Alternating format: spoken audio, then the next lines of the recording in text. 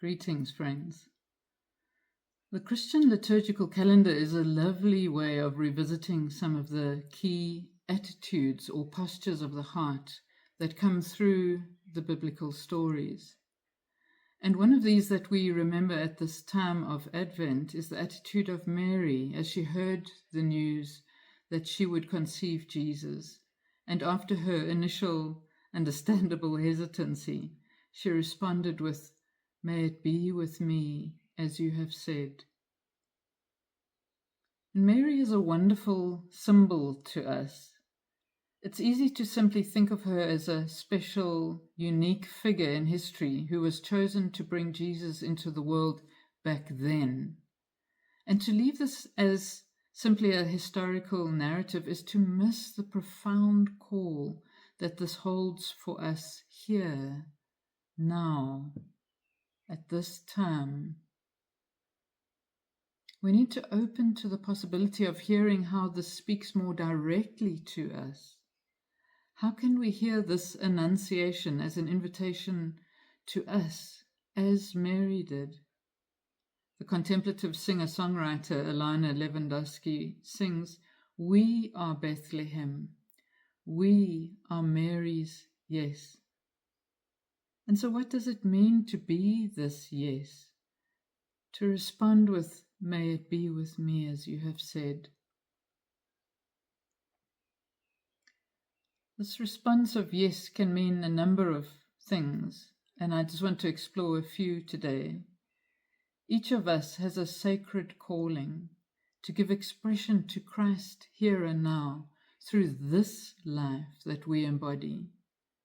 As Angelus Silesius wrote, "If Christ were born 1,000 times in Bethlehem and not in you, you remain lost." And Meister Eckhart, the German mystic, wrote, "We are all meant to be mothers of God, for God is always needing to be born." Such an invitation. Some years ago on one of my 8-day retreats, and there's nothing like a silent retreat to unearth these deep things in us, these deep wounds, when all of our props are gone and we sit in the silence. And on this retreat, one of my core wounds is fear, and this fear rose in me to the point that I was literally shaking. And my spiritual director gave me a picture of Mary receiving the Christ child. And her attitude in this picture is so open, so receptive. And praying with this picture, I had such a strong sense that my calling is to receive this life with the same sense of sacredness and openness and receptivity, and to nurture this life into fullness of expression. And it completely shifted my relationship with my own struggling humanity. And from then I've become so convinced that we are called to say yes to this life as God's annunciation to us, to receive this life fully and to nurture it into fullness of expression, so that this life can become Christ with us, Emmanuel, with the potential of our own wounds serving as healing for others.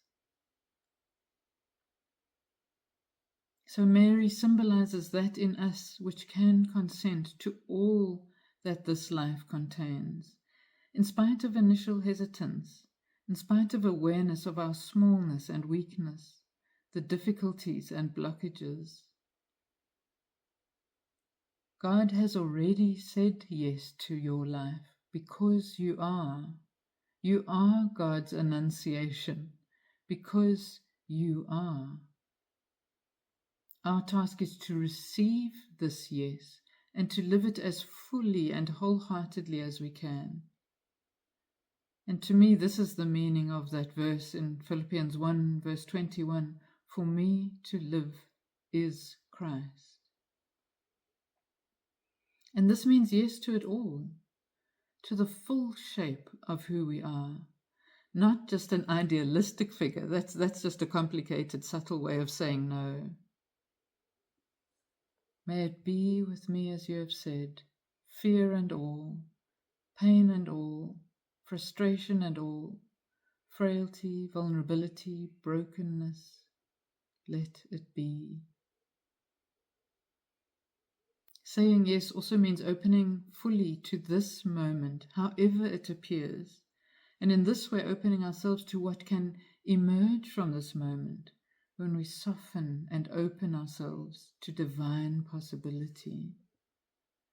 Saying yes is a way of being wholeheartedly here in our present reality, not at a distance in our control tower trying to maneuver life to look the way we assume it should be, but willingly participating in what is unfolding, however messy it may seem.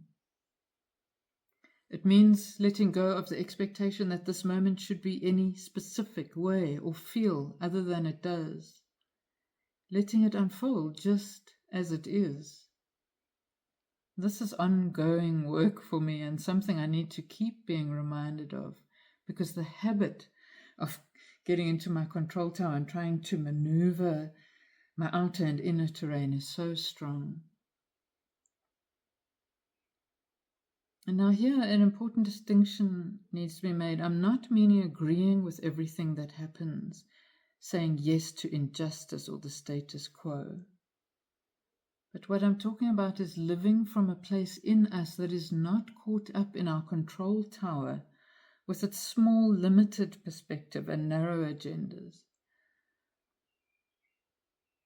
It's about being able to say a clean no when we need to, but from a place of participation with a greater yes to the fullness of life. And I believe that kind of no can have real power to effect change. And so this means saying yes from this deeper place, and yes to the unforeseeable, yes to the unknown, because the picture that we're participating in is much bigger than our small minds can grasp or control. We're consenting to the divine presence and action within, as Thomas Keating puts it.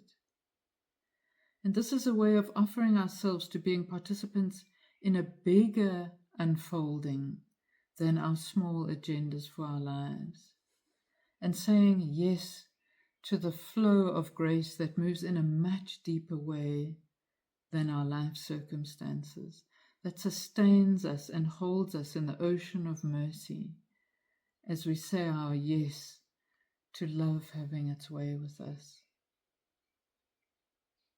This attitude of may it be with me as you have said clears the space of our own opinions and agendas with life, creating a clear space within us, a place of quiet potentiality and openness to the divine life. This allows God's life and love to grow within us and to be born into this world through us. But this requires us to move into the more quiet, receptive place within us that is already consenting to this deeper work. The quiet, surrendered place in us that freely responds, have your way with me. May it be with me as you have said. I find it interesting that Mary's Magnificat talks about the hope that emerges from this yes, a broader hope for humanity that upends our usual economies and totally inverts the places where we normally look for hope. And I'll read just 2 verses from this Luke chapter 1 passage where she prays her Magnificat. The Lord has scattered those who are proud in their inmost thoughts, bringing down rulers from their thrones, but lifting up the humble. The Lord has filled the hungry with good things, but has sent the rich away empty.